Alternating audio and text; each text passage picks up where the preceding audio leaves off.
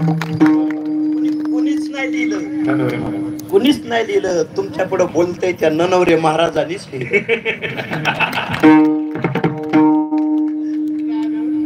ती इथं आल्यावर लिहिलं, इथं आल्यावर गाडीत बसल्या बसल्या ही मामांची कृपा आहे, ही मामांची कृपा आहे.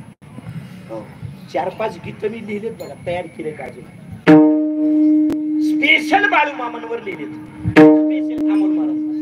आणि कंपोज करण्यासाठी मी महाराष्ट्रातल्या चांगल्या गायकाकडे देणार आहे, चांगल्या गायकाकडे देणार आहे. अगदी जास्त नाही, परंतु 1-2-4 महिन्यामध्ये सगळीकडे मामांच्या नावाची ती 4-5 गीत तुम्हाला ऐकायला मिळतील. आणि त्याचा गीतकार तुमच्या पुढे बसलेले ननवरे महाराज असतील. ही कृपा आहे मामांची, ही मामांची कृपा. त्यांच्यावर किती बोललं तरी तेवढं कमीच आहे. आता एवढं बोललं हेच फार झालं, फार झालं. बचेंगे तो और भी लढेंगे. पुन्हा कधी जर योग आला तर बाळू मामांविषयी आता जे बोललं हे दुसऱ्या कीर्तनात तुम्हाला मामांविषयी ऐकायला मिळणार नाही. जे ऐकायला मिळेल ते मामांविषयी नवीन ऐकायला मिळेल, नवीन ऐकायला. असो आतापर्यंत चिंतन हे मामांच्या चरणावरती त्या ठिकाणी आपण समर्पित करूया. आपल्या वेड्या वाकड्या वाणीने त्यांचा गुणानुवाद गायलेला आहे. ही वाणी त्यांच्या चरणावरती समर्पित करूया आणि सेवेला घेतलेल्या अभंगाचं पहिलं कडवं सोडवण्याचा आता प्रयत्न करूया. विठाला विठाला विठाला विठाला विठाला आतापर्यंत सांगितलेलं हे चिंतन फक्त आणि फक्त भक्तांकडूनच होतं, अभक्ताकडून होत नाही. जो शुद्ध सात्विक भावानं देवाची सेवा करतो त्याच्याकडून इतकी ताकद निर्माण होते, अन्यथा कोणामध्ये नाही, कोणामध्ये नाही. तो निष्काम कर्म करतो, अनपेक्ष कर्म करतो, त्याच्या हातून भगवंत ही ताकद निर्माण करतो. त्याचं नाव भक्त आहे. असे काय भक्त या भूमंडळामध्ये होऊन गेले, असे काय भक्त या मृत्यू लोकात होऊन गेले की त्यांनी अंतःकरणातली पूर्ण आशा संपवली. नाहीतरी सुखाला कारणीभूत आशा आहे आणि दुःखाला कारणीभूत आशा आहे.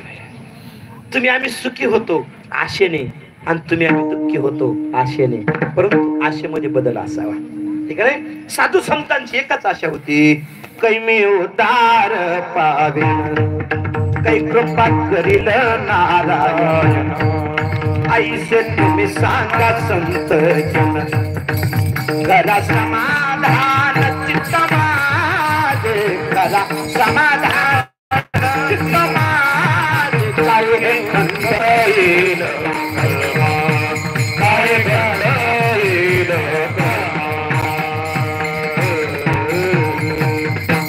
ही भक्ताची इच्छा असते आणि अशी इच्छा अंतःकरणामध्ये बाळगणारी मंडळी या देहावरती उदास असतात. त्यांना याचं घेणं देणंच नसतं, कारण ही असतानाच माती आहे ना.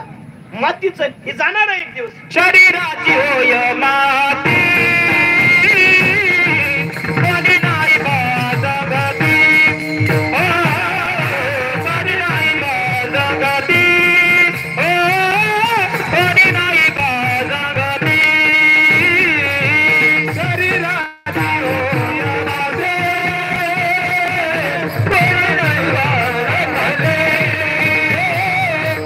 कोणी नाही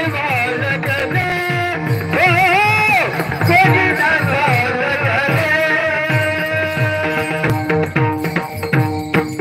शरीराची होय माती, कोणी नाही ते सांगा ते. बरोबर कोणी येत नाही, याची माती होती. देह जाणार जाणार, त्याशी काळोबा खाणार, त्याशी काळोबा खाणार. देहावरती उदास असत, त्यांना माहिती हे आपलं नाही. देह हे काळाचे